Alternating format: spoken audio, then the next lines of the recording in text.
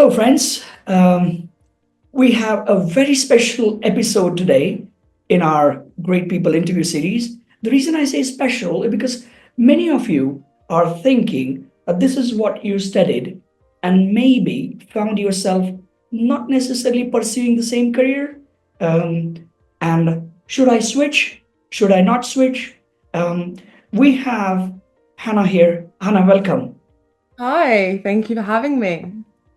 She is uh, a great example of showcasing that whatever you decide, you can succeed, regardless of what studies you do, how you started your career. You can always shift your career gears and shift your track. And what matters is your passion, your hard work. And Hannah is a great example. And that's why she is into this Great People interview series today. Hannah, let's start. If you want to elaborate yourself and introduce yourself as well first. Yeah, absolutely. So, first of all, I just want to say thank you so much to London School of Digital Business for having me today. It's very exciting to be here and talk on my experience. A little bit about myself. I am currently based in Brighton, England, and I have been in marketing for the last over 5 years or so in lots of different roles. And it wasn't my original sort of sector I was in. I used to study law. I was in a solicitor's once, and I then transitioned into marketing and am now a senior account executive for an agency. And yeah, I'm just really excited to be here and talk about what got me to where I am today. Brilliant. Let's start with your uh, career with law. Can you tell Yeah. us, how it all started and how did you make a decision to switch? Absolutely. So I went to university and studied law for 3 years. And at the time, that was what I was deeply passionate about and really threw myself into it. And that continued after university when I worked at a solicitor's.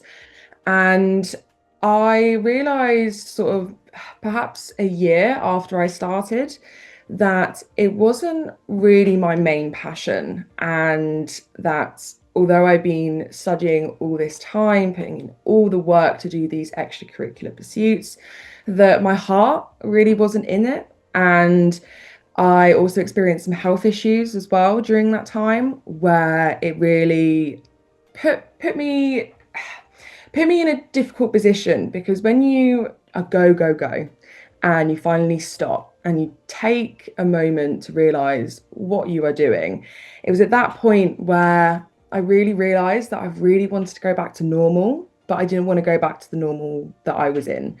And that was my career and lifestyle in law. And that was the moment that really sparked, the interest in exploring something further. And after that sort of period where I was exploring different avenues, I discovered that marketing was just best for me, and I had the skill set somehow, and just went full into it. And yeah, here I am today, 4 years later. And a very successful marketeer, I must say. Um, Yes, thank you. It's strange hearing that, but yeah, I mean, I feel like in my sort of short period of my career so far, I've made a lot of change and impact, and I'm really proud of it. Really, really proud of it. right. Well, I think lots of people listening to this, either students or those who just completed their degrees and thinking, well, I have done, study about this subject and I'm not succeeding. Maybe it's not right for them, but they don't realize yet that it's not really right for them. That's why it's not working for them. Yeah. And there is a fear when people have to shift, especially from law to marketing, which are kind Yeah. of, two different worlds. So I'd like to ask you, What are the challenges that you faced when you were shifting from law to marketing, and how did you overcome those challenges? Yeah, sure. So you touched upon it there, where there is a massive conception that if you've been studying and learning in a particular sector for X amount of time, that your skill set is only limited to that. And don't get me wrong, the longer that you do something, the more routine, the more skill that you're going to build in that area. So that's not wrong. However, for me, when I was sort of transitioning into marketing roles, I felt that sort of narrative very, very heavily from the people around me, that were saying, "Oh, you've done law most of your life, and now you're doing marketing. How are you going to do that? They're completely different sectors." And I think that for me was my biggest hurdle. I guess people saying, "Oh, that's going to be really hard to do. That's going to be impossible. You're going to have to upskill a lot. You're going to have to go get another degree." And for me, that wasn't feasible at the time. And I also knew that when changing sectors, you really have to focus on those sort of transferable skills. And for me, in law, the biggest skill that I learned from that is sort of client management and being in a room, hearing a problem and having to come up with a solution in sort of a legal format. Wow. And people would think that with marketing, how could you incorporate that? But it's exactly the same. A client comes to you with an issue, you listen, you sort of keep note of the areas that you can help with, and then you provide a solution and execute it. And I believe that really honing in on those transferable skills and looking at those vast experiences that you had really got me through, those doubts from either myself or others when people said, no, it's going to be too difficult, you're going to have to get another degree. And no, the skills were there. It just had to be really focused on and refined. Amazing. I think this is probably one of the best things that I have heard, where you have actually mapped what's in law to what's in marketing, and you kind of made it, pretty simple, but it's actually not simple for many. You know, what a lawyer is doing is solving client problem. What a marketeer is doing is solving client's problem. Yes. And the common skill is listening and understanding and the right kind of empathy for your client so that Mhm. you can um, appreciate the problem, and then Absolutely. only then you're going to come up with a solution. Wow. So you kind of made me think that, and of course audience is thinking, well, probably in that case law and marketing is the same. But I No, think, as in, we all know they're not the yeah, same industry, yeah, but it is not. it's the skills that you learn throughout your degree, throughout your time, whatever that may be. And I can't speak for all industries, Yes, if you've been yes. studying medicine all your life and then you switch to something like business, there may be bigger hurdles. I can only speak on my experience here. However, we have two ears and one mouth for a reason, and listening and empathizing and having that connection with somebody is transferable for all industries. And it sounds simple, but it is so effective. So Yeah, effective. absolutely. And I think you made it sound very easy, but yes, it is not an easy path to follow. But I must say that that's why I call this episode as a special episode, because a lot of people are stuck in their not so chosen domain, and they're thinking, well, I can't really get out of here. Um, it's not that I want to, but I can't. Yeah. Because I think I just feel that that's not the right thing, and you have proven it is the right thing. If you want to move, then you can, and then you have to look at similarities and how you can apply what you have learned in a different domain to the new domain, and that's how you transfer yourself, which is brilliant. Now, having Absolutely. got into have you gone into marketing? I can see that you started as the beginner role of campaign assistant and went on Mhm. to become a senior marketing executive, managing clients and doing stuff for them. So Yeah. again, for audience, what are the challenges you faced and how did you overcome those challenges? Because moving up, you will get a lot of resistance Yeah. because you don't have the background. Yes, so there's quite a lot of challenges with this. I can sit here today and say, oh, just do this, say this, and it seems easy, but my goodness, it's not. And I sit before you today with lots of failures, lots and lots of rejections from jobs, lots of mistakes. And I think it's when coming into a role such as an assistant and then moving quite quickly into these more senior roles, one of the biggest challenges is learning so quickly. And I'm not just talking about learning in the capacity to just do your job, it's learning about the industry itself and being able to keep up with it, as well as being able to be innovative in that industry.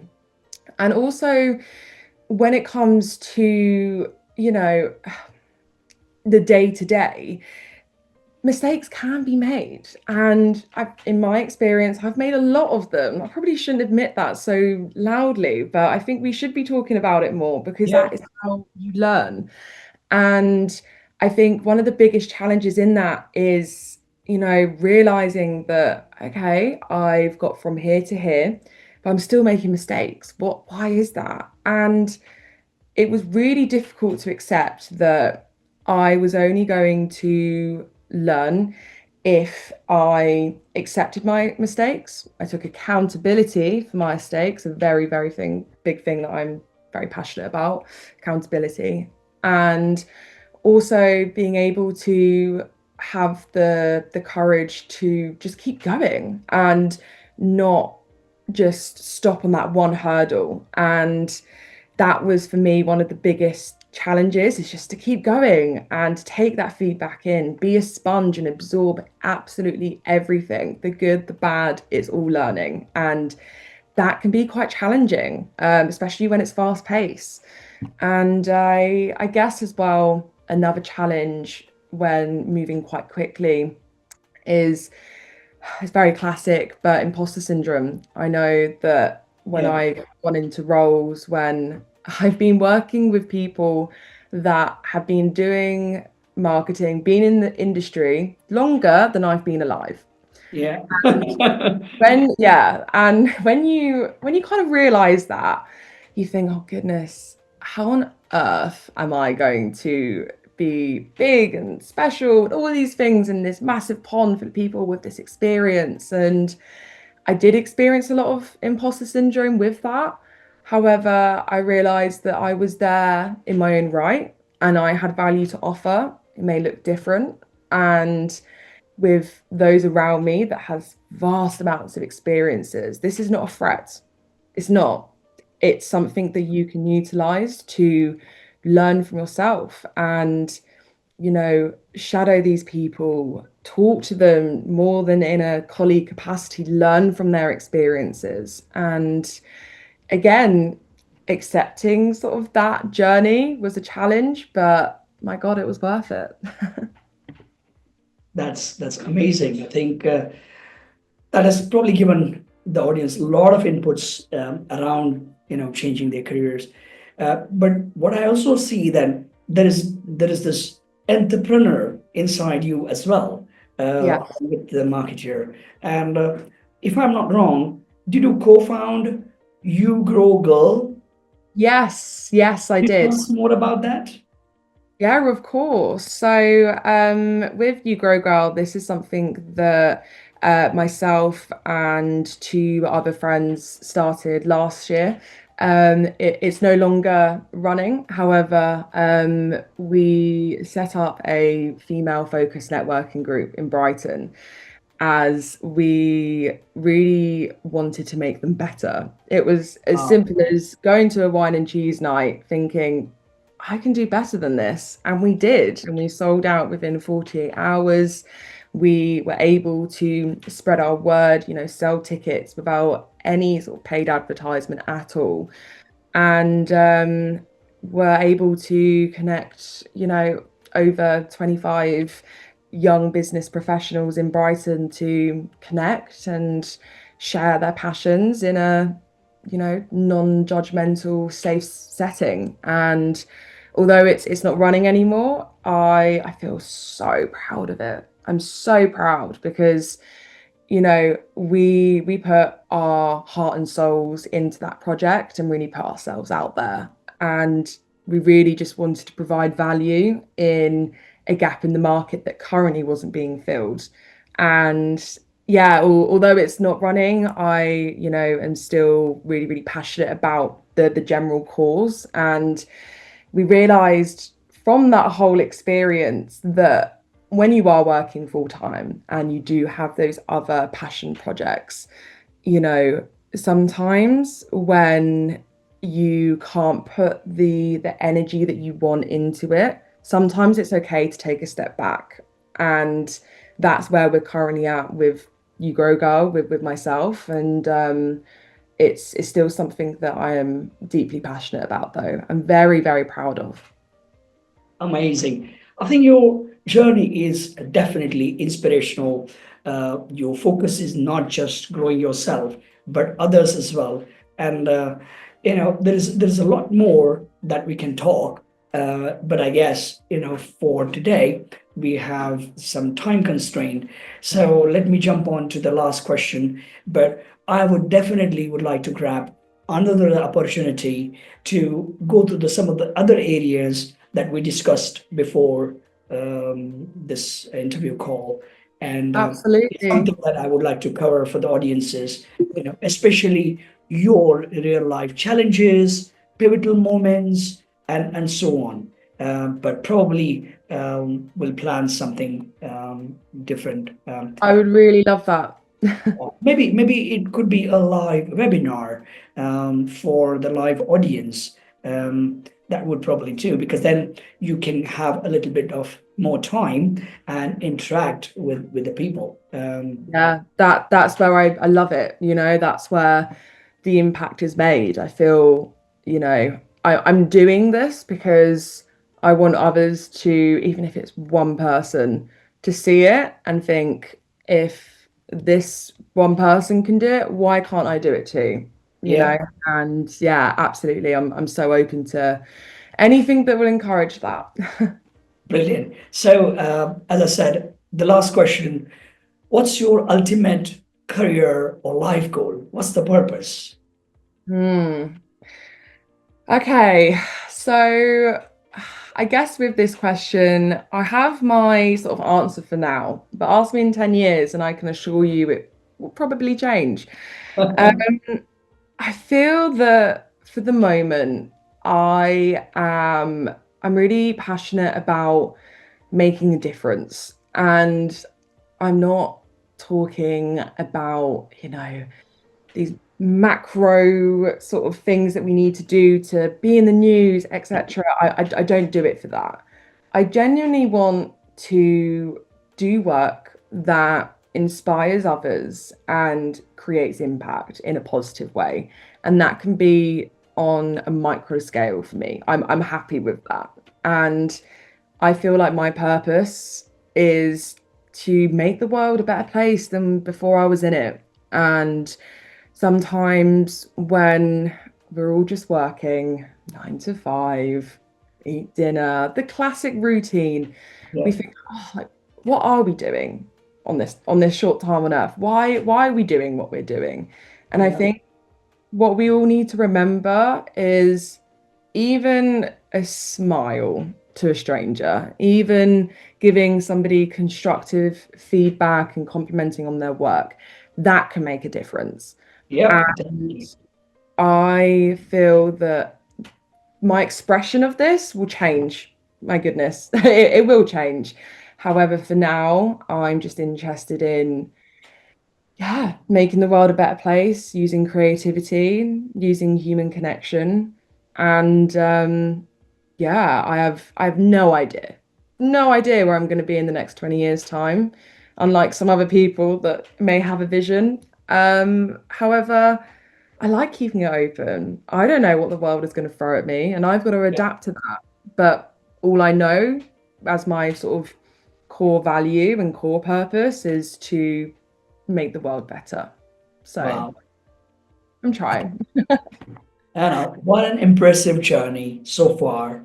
Your thought Thank you. process and especially your drive to make an impact and your small startup, should I say, for the female in Brighton area just shows that you want to go out and do something for others.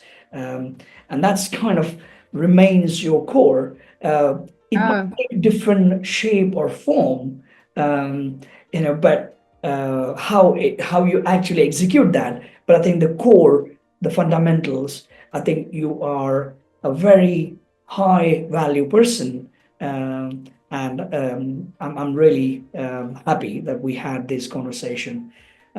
Thank you once again for your time, and we'll hope to talk again. yes, I would love that. Thank you again for having me. And I hope this is, yeah, not the last time we chat. I could go on for days. So yeah, we'll see each other soon. Amazing. Thank you so much. Thank you.